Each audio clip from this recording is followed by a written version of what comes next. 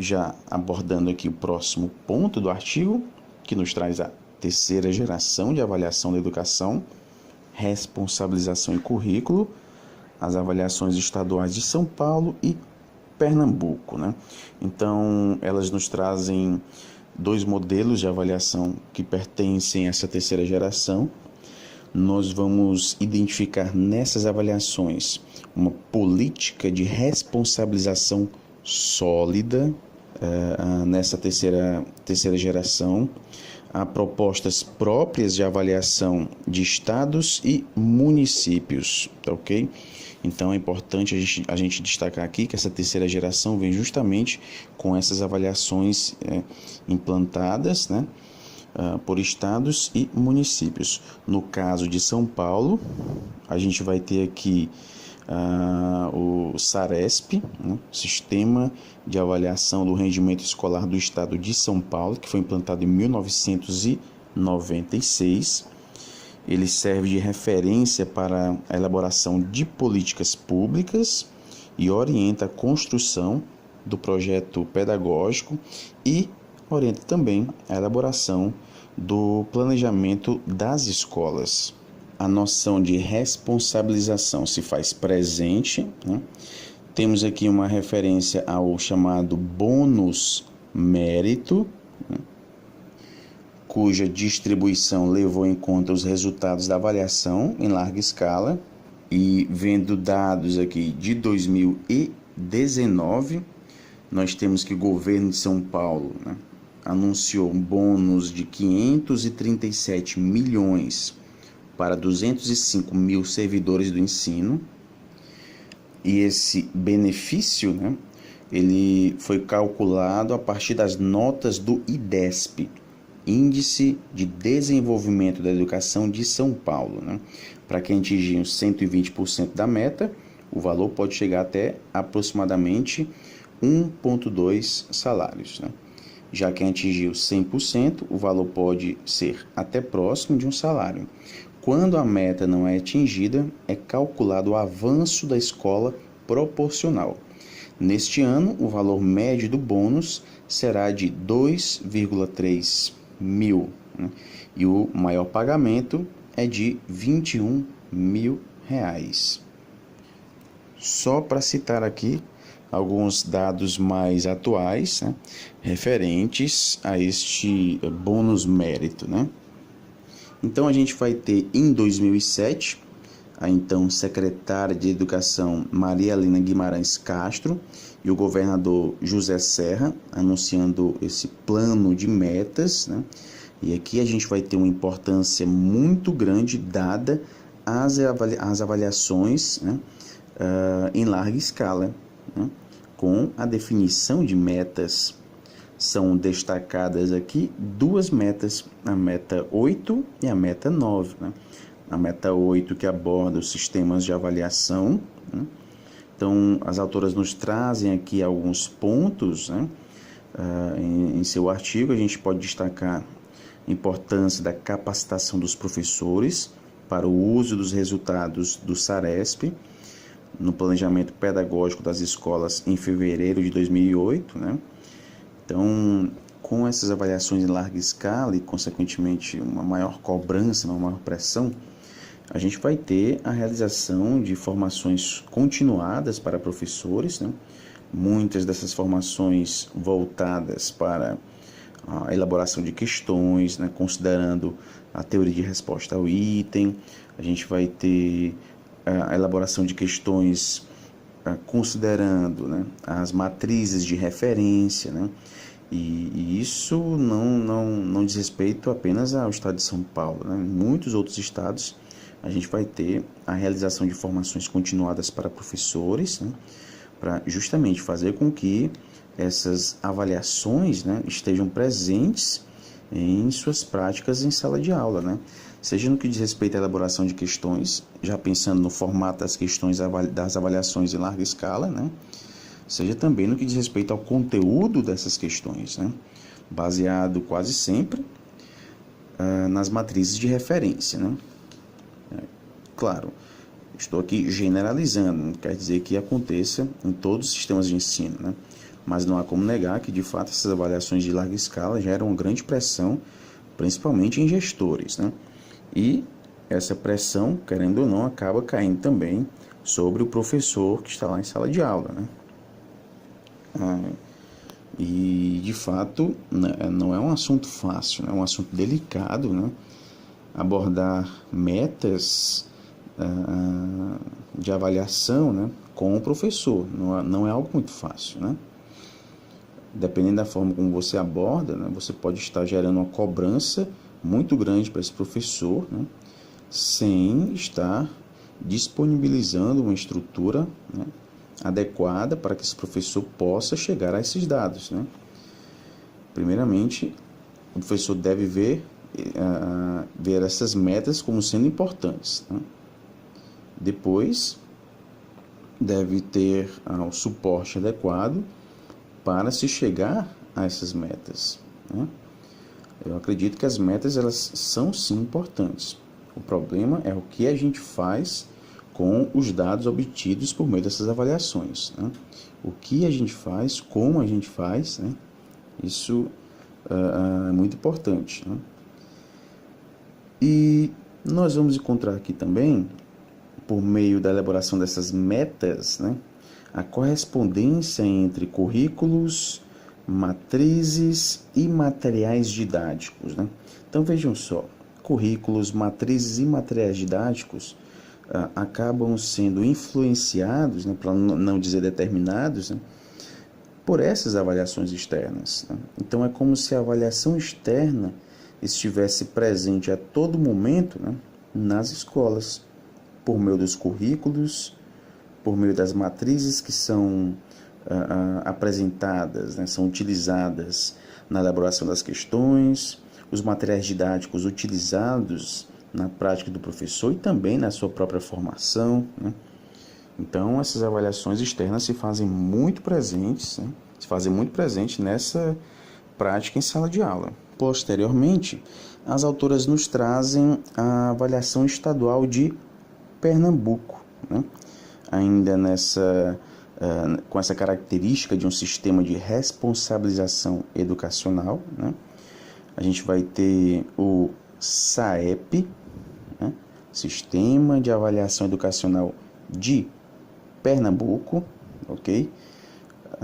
Traz essa ampla divulgação de seus resultados, né?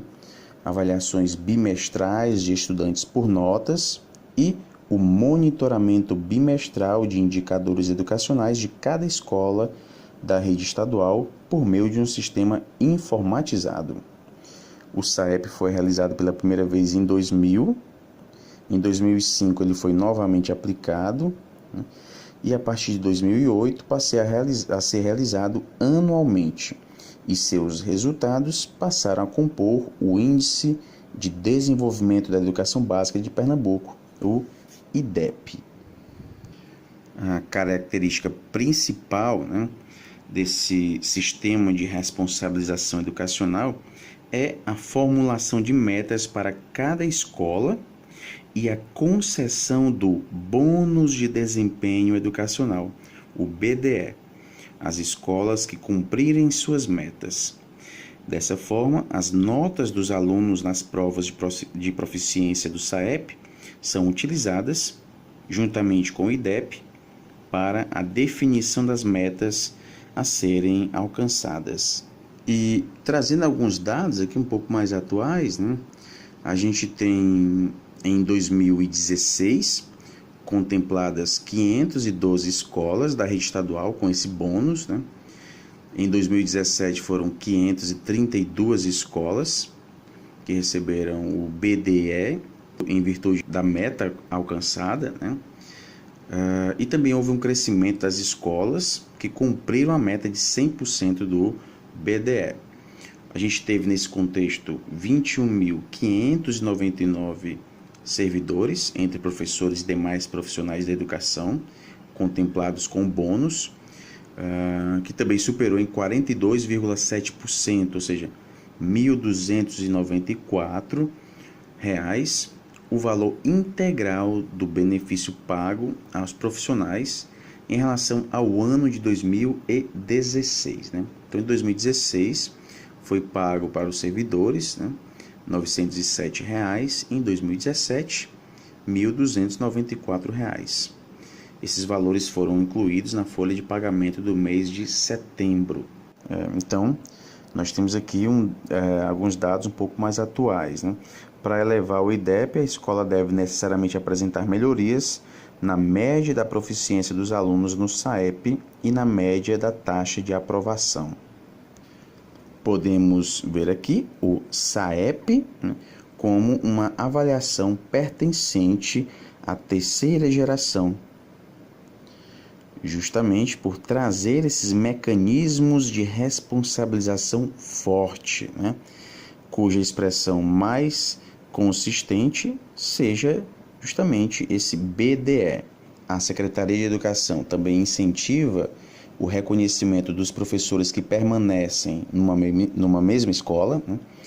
Para tanto, o cálculo do bônus considera a proporcionalidade no cumprimento da meta a partir de 50% e a lotação do professor na escola por no mínimo 6 meses do ano letivo de referência para a concessão da remuneração. O BDE é coletivo, uma vez que todos os funcionários lotados e em exercício na escola têm direito ao bônus. Ou seja, até mesmo aqueles professores que não trabalharam em séries, né, em anos que foram utilizados nessas avaliações, né, até mesmo esses professores podem receber aí o BDE. Pois bem, então analisadas essas duas avaliações, né, de São Paulo e de Pernambuco, surge aqui o seguinte questionamento, né? O que dizem as pesquisas? Né?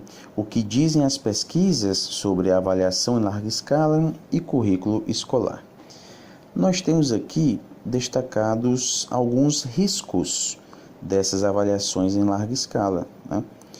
Dentre esses riscos, temos ensinar para o teste, né? Ou seja, o foco escolar estar, né, na realização de testes, né, pensando aí nas avaliações externas e, consequentemente, né, justamente pelo fato de haver uma atenção quase que exclusiva na realização desses testes, né, os famosos simulados, a gente acaba tendo uma visão estreita de currículo, né?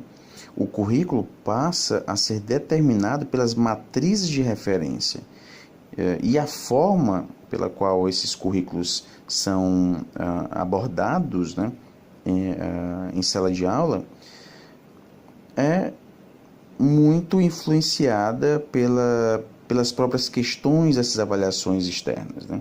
Então, os conteúdos são abordados utilizando-se da mesma estrutura das questões dessas avaliações em larga escala. É como se não existisse aqui uma liberdade no que diz respeito a práticas inovadoras, né, de se abordar esses conteúdos.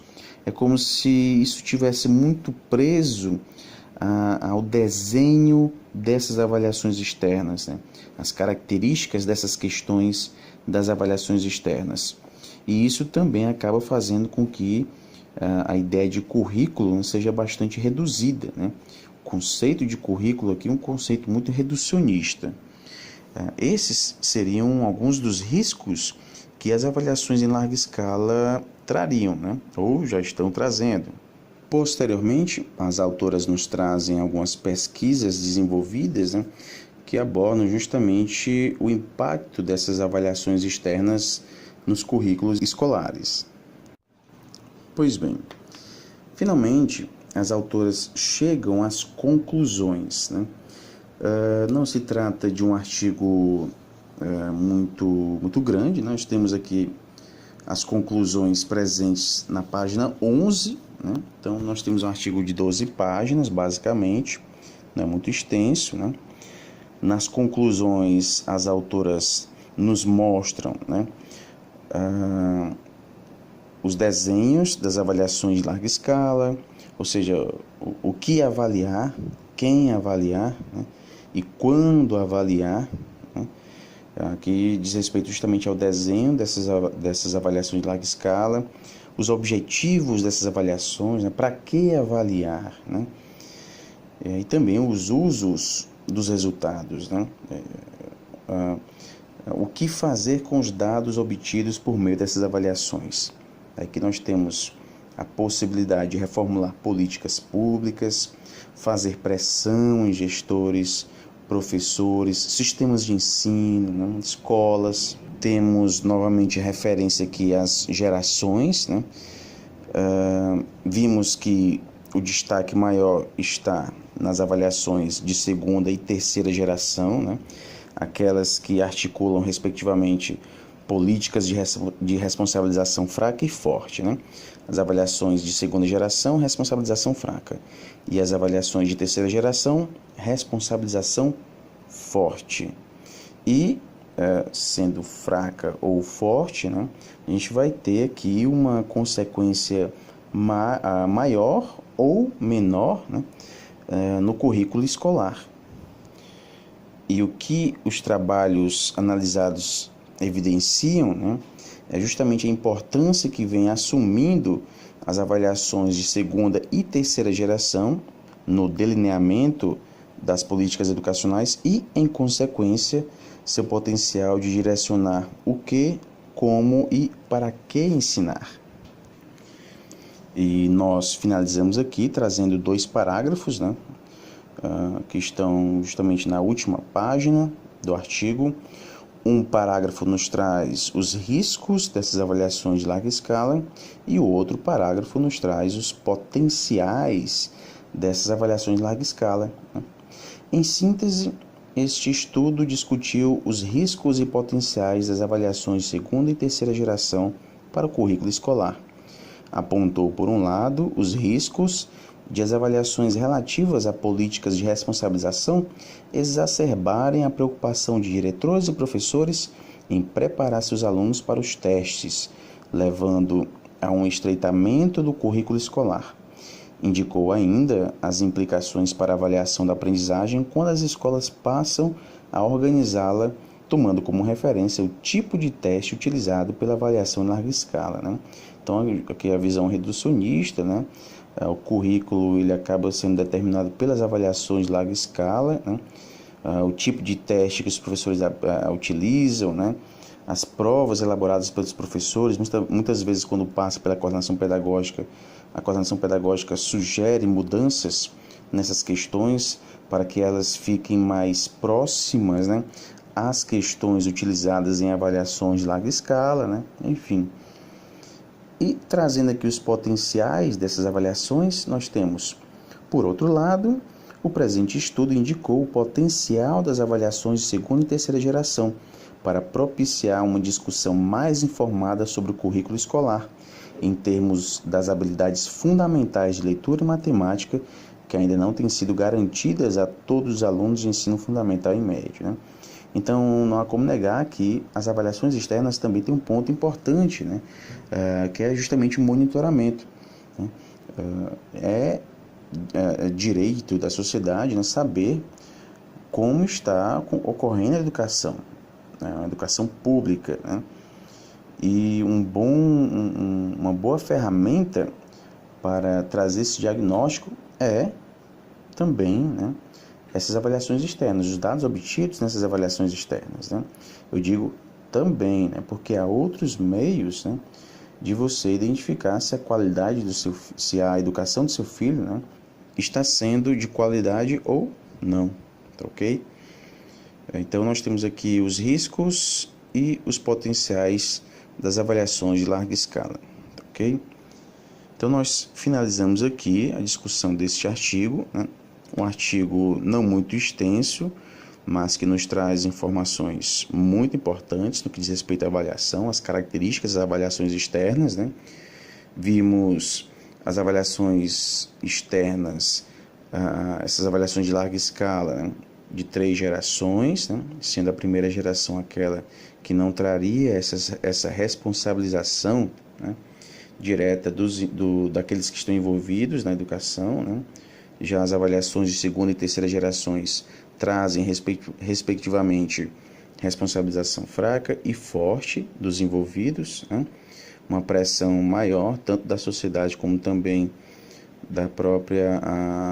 dos próprios sistemas de ensino, né? Principalmente daqueles que ocupam cargos comissionados, né? Quando chega em época de avaliações de larga escala, né? Principalmente aquelas que representam a terceira geração, né? Muitos desses gestores que ocupam cargos comissionados ficam apavorados, né? Já me deparei com alguns apavorados em semana de aplicação de avaliações externas, né? Porque dependendo da condução do sistema de ensino, né, muitos desses gestores acabam perdendo seus cargos, né, por conta dos dados obtidos em suas escolas, né? Então, quando os dados são muito baixos, há uma cobrança maior, né, e alguns acabam perdendo seus cargos, principalmente aqueles que ocupam cargos comissionados, ok?